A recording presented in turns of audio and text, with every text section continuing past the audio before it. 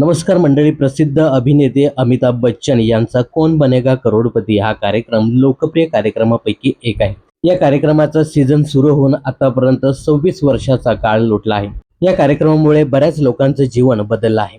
या शोचा पहिला करोडपती हर्षवर्धन नवाते ठरले होते. या शो नंतर हर्षवर्धन यांचं देखील आयुष्य पूर्णपणे बदललं होतं.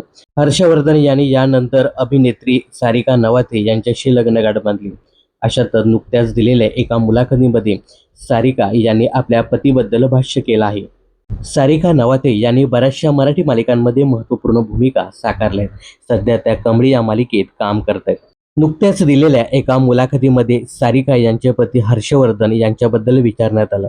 त्यावर सारिका म्हणाले की हर्षवर्धन एका बहुचर्चित शोचे विजेते होते आणि महत्त्वाचं म्हणजे त्या शोची लोकप्रिय ही केवळ महाराष्ट्रापुरतात नसून तर संपूर्ण देशभरात आहे. त्यामुळे अर्थातच अनेक जण बहुचर्चित शोच्या पहिल्या विजेत्याची बायको म्हणून मला ओळखतात. हर्षवर्धन हे कोण बनेगा करोडपती या कार्यक्रमाचे पहिले करोडपती बनले होते. आपल्या पतीबद्दल बोलताना अभिनेत्री म्हणाली, कधी कधी नक्कीच असं वाटतं की माझी या पलीकडे देखील ओळख आहे, कारण मी सुद्धा बरंच काम केलं आहे. पण हर्षवर्धन यांचा मला निश्चितच अभिमान आहे.